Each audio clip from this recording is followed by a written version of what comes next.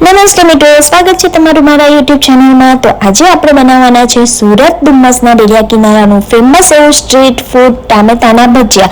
જો તમે ટ્રાય કર્યું હોય તો મને કોમેન્ટમાં જરૂરથી જણાવજો, અને ના કરી હોય તો મારી રેસીપી જોઈ તમે બનાવીને ટ્રાય કરી શકો છો।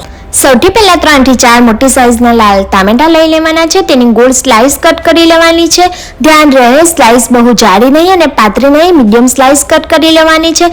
ત્યારબાદ આપણે આ સ્લાઇસને ટિશ્યુ પેપર અથવા તો કોટનના કાપડ ઉપર આવી રીતે એક એક કરીને મૂકી દેવાનું છે। તેને 10 મિનિટ માટે રહેવા દેવાનું છે, જેથી કરીને એમાં રહેલું પાણી સુકાઈને આપણી સ્લાઇસ ડ્રાય।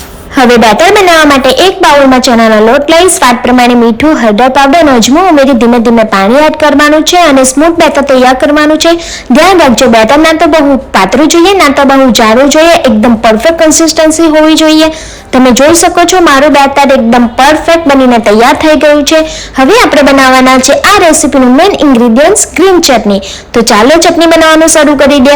સૌપ્રથમ આપણે થોડા લીલા ધાણા લઈ લેવાના છે, તેમાં થોડો ફૂદીનો સ્વાદ માટે ઉમેરવાનો છે, 2-3 લીલા મરચા, 4-5 લસણની કળી, અડધો આદુનો ટુકડો અને થોડા સિંગદાણા ઉમેરી સ્વાદ પ્રમાણે મીઠું અને 1 ચમચી ખાંડ ઉમેરી અડધો લીંબુનો રસ એડ કરી દેવાનું છે અને તેને ગ્રાઇન્ડ કરી લેવાનું છે।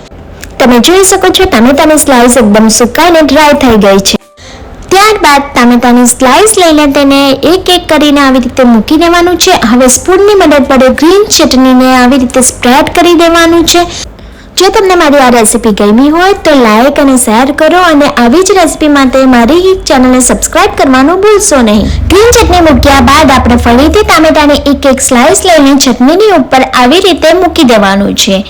ત્યારબાદ આપણે એક પેન લઈને તેમાં તેલને ગરમ કરવા માટે મૂકી દઈએ। જ્યારે તેલ ગરમ થઈ જાય છે ત્યારે ટામેટાની સ્લાઇસને બેટરમાં ડીપ કરી લેવાનું અને ત્યારબાદ તેને ગરમ તેલમાં ધીમે ધીમે મૂકી દેવાનું છે। ગેસને મીડિયમ ફ્લેમ કરી ભજીયા ગોલ્ડન અને કરકરા થાય ત્યાં સુધી તળી લઈએ। મારો વિડીયો અંત સુધી જોવા માટે તમારો ખૂબ ખૂબ આભાર। જો તમને મારી આ ટામેટાના ભજીયાની રેસીપી ગમી હોય તો વિડીયો લાઈક કરો, શેર કરો અને ચેનલને સબસ્ક્રાઇબ કરવાનું ભૂલશો નહીં। લ્યો, તૈયાર છે ગરમા ગરમ કરકરા ટામેટાના ભજીયા। ચા સાથે સર્વ કરો અને મજા માણો। Thank you for watching.